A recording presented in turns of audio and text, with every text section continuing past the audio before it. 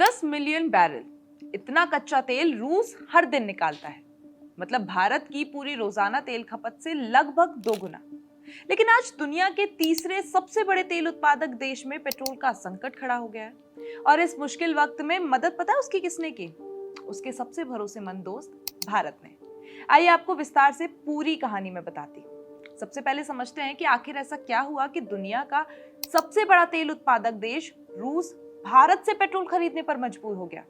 आपको याद होगा कि रूस और यूक्रेन वॉर जो अभी भी चल रहा है, लेकिन इस युद्ध का जो असर है ना, वो सिर्फ सीमा तक सीमित नहीं रहा, बल्कि रूस के अंदर मौजूद तेल रिफाइनरियों तक पहुंच गया है। पिछले कई महीनों में यूक्रेन की तरफ से रूस की कई ऑयल रिफाइनरियों पर ड्रोन हमले हुए। इन हमलों में कई बड़ी रिफाइनरियां क्षतिग्रस्त हो गई। अब यहाँ एक बात समझना जरूरी है, कच्चा तेल यानी क्रूड ऑयल सीधे गाड़ियों में नहीं डाला जा सकता।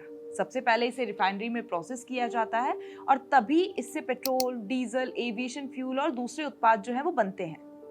लेकिन जब रिफाइनरी ही नुकसान झेलने लगे तो उत्पादन अपने आप कम हो जाता है। और कुछ ऐसा ही इस वक्त रूस के साथ हुआ। रूस के पास आज भी कच्चे तेल की कोई कमी नहीं है। समस्या तेल निकालने की नहीं, बल्कि उसे पेट्रोल में बदलने की है।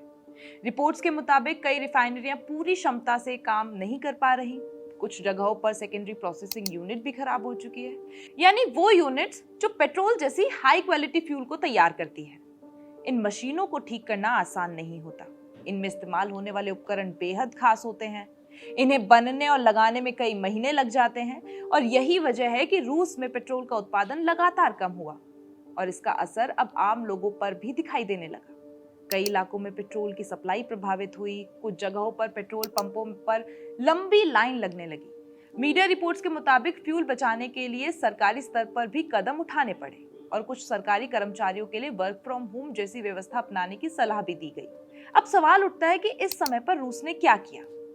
सबसे पहले रूस ने अपने यहाँ से पेट्रोल के निर्यात पर रोक लगाई ताकि घरेलू जरूरतें पूरी की जा सके। इसके बाद उसने देशों से पेट्रोल खरीदने की तैयारी शुरू की। बेलारूस समेत कई देशों से पेट्रोल आयात की योजना बनाई गई और इस दौरान भारत का जो नाम है वो भी इसमें सामने आया। न्यूज एजेंसी रॉयटर्स की रिपोर्ट में दावा किया गया है कि भारत में तैयार हुआ करीब 60,000 मीट्रिक टन पेट्रोल रूस पहुंचा। ये पेट्रोल नायरा एनर्जी की गुजरात के वाडीनार स्थित रिफाइनरी में तैयार हुआ था। नायरा एनर्जी एक ऐसी कंपनी है जिसमें रूस की हिस्सेदारी है और ये लंबे समय से रूसी कच्चे तेल को प्रोसेस करती रही है। लेकिन यहाँ सबसे जरूरी बात समझने वाली ये है कि भारत सरकार ने साफ कर दिया है कि भारतीय कंपनियां सीधे रूस को पेट्रोल नहीं बेच रही। केंद्रीय पेट्रोलियम मंत्री हरदीप सिंह पुरी ने कहा कि रूस तक जो पेट्रोल पहुंचा है वो भारतीय मूल का जरूर था, लेकिन उसकी खरीद सीधे किसी भारतीय कंपनी से नहीं हुई। उनके मुताबिक ये पूरा सौदा राष्ट्रीय ट्रेडर्स के जरिए हुआ है, यानी भारतीय रिफाइनरी ने पेट्रोल एक ट्रेडर को बेचा, फिर उस ट्रेडर ने उसे आगे रूस तक पहुंचाया। इसलिए इसे भारत सरकार या भारतीय कंपनियों की सीधी सप्लाई नहीं माना जा सकता। अब सवाल यह है कि ये पूरा रास्ता कैसे काम करता है। रिपोर्ट्स के मुताबिक अग्नि नाम का एक टैंकर 20 जून को वाडीनार रिफाइनरी से पेट्रोल लेकर निकला। दस्तावेजों में उसकी मंजिल फुजेरा दिखाई गई, लेकिन बाद में वो जहाज फुजेरा पर रुका ही नहीं। वो सीधे स्वेज नहर की तरफ बढ़ गया और आगे जाकर रूस में मिल गया। यही वजह है कि इस पूरे ट्रेडिंग रूट को काफी अपारदर्शी यानी ओपेक कहा जा रहा है। यानी अंतिम खरीदार कौन है, ये शुरुआत में साफ ही नहीं होता। अब सवाल आता है कि क्या भारत ऐसा कर सकता है? तो इसका जवाब है बिल्कुल कर सकता है। भारत आज दुनिया के सबसे बड़े रिफाइनिंग हब्स में से एक है। भारत हर दिन लगभग 3.5 से 4 लाख बैरल पेट्रोल अलग अलग देशों को निर्यात करता है। भारत की रिफाइनरियां यूरोप, अफ्रीका, अमेरिका, एशिया के कई देशों के मानकों के हिसाब से पेट्रोल तैयार कर सकती है। यही वजह है कि अगर किसी देश को खास गुणवत्ता यानी क्वालिटी वाला पेट्रोल चाहिए तो भारत उसे तैयार करने में बिल्कुल सक्षम है। एक और अहम बात, युद्ध शुरू होने के बाद भारत ने रूस से बड़ी मात्रा में सस्ता कच्चा तेल खरीदा, फिर उसी तेल को अपनी रिफाइनरियों में प्रोसेस किया। इसके बाद तैयार पेट्रोल और डीजल दुनिया के कई देशों को निर्यात किया। यानी भारत ने अपनी रिफाइनिंग क्षमता का पूरा फायदा उठाया।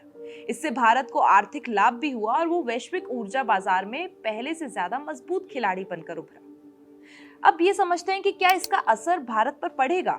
तो विशेषज्ञों का कहना है कि फिलहाल नहीं। भारत का रिफाइनिंग सेक्टर इतना बड़ा है कि 60,000 मीट्रिक टन जैसी खेप उसके कुल निर्यात के मुकाबले बहुत छोटी मानी जाती है। इससे भारत की घरेलू पेट्रोल सप्लाई पर कोई असर नहीं पड़ेगा। लेकिन जोखिम अभी भी खत्म नहीं हुआ है। अगर भविष्य में अमेरिका या यूरोपीय देश रूस से जुड़े व्यापार पर और कड़े प्रतिबंध लगाते हैं, या शिपिंग कंपनियों या बीमा कंपनियों या कमोडिटी ट्रेडर्स बैंकिंग सिस्टम पर नए प्रतिबंध लगाते हैं, तो इस तरह की सप्लाई चेन प्रभावित हो सकती है। यानी आगे का रास्ता पूरी तरीके से आसान नहीं है। सबसे बड़ा सवाल जो यहाँ पर आता है कि क्या भारत रूस की मदद कर रहा है? तो भारत सरकार का जवाब है नहीं। भारत सीधे रूस को पेट्रोल नहीं बेच रहा, लेकिन ये भी सच है कि भारत में तैयार पेट्रोल अंतरराष्ट्रीय ट्रेडिंग नेटवर्क के जरिए रूस तक पहुंचा है। यानी तकनीकी रूप से ये भारतीय मूल का पेट्रोल है, लेकिन उसका खरीदार एक अंतरराष्ट्रीय ट्रेडर था। आगे उस ट्रेडर ने उसे रूस भेजा। इस पूरी कहानी से एक बात जरूर साफ होती है, रूस जैसा ऊर्जा महाशक्ति देश भी युद्ध की कीमत चुका रहा है। उसके पास तेल है, लेकिन रिफाइनरियां क्षतिग्रस्त होने की वजह से पेट्रोल की कमी हो रही है। दूसरी तरफ भारत ने अपनी मजबूत रिफाइनरी क्षमता की बदौलत वैश्विक ऊर्जा बाजार में अपनी स्थिति और मजबूत कर ली है। आज भारत सिर्फ तेल खरीदने वाला देश नहीं, बल्कि दुनिया के सबसे बड़े फ्यूल प्रोसेसिंग और सप्लाई हब्स में से एक बन चुका है। और यही वजह है कि बदलते वैश्विक हालात में भारत की भूमिका लगातार बढ़ती जा रही है।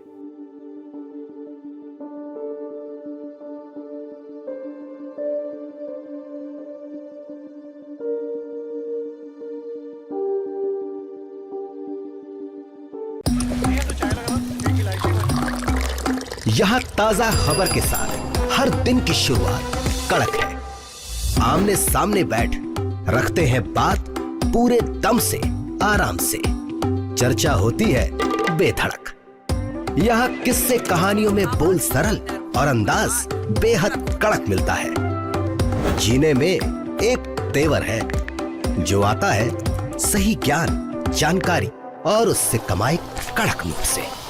इधर मौके पर चौका नहीं, छक्का लगा जलवा दिखाते हैं। कड़क क्रिकेट से अपने रोमांच को जो बढ़ाते हैं। यहाँ की हर बात का मिजाज एक है, मिजाज कड़क।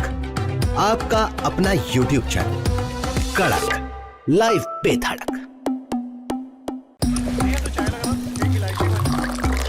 यहाँ ताजा खबर के साथ हर दिन की शुरुआत कड़क है। आमने सामने बैठ रखते हैं बात पूरे दम से, आराम से। चर्चा होती है बेधड़क। यहाँ किस्से कहानियों में बोल सरल और अंदाज बेहद कड़क मिलता है। जीने में एक तेवर है जो आता है सही ज्ञान, जानकारी और उससे कमाई कड़क नोट से। इधर मौके पर चौका नहीं, छक्का लगा जलवा दिखाते हैं। कड़क क्रिकेट से अपने रोमांच को जो बढ़ाते हैं। यहाँ की हर बात का मिजाज एक है, मिजाज कड़क। आपका अपना YouTube चैनल कड़क लाइव बेधड़क।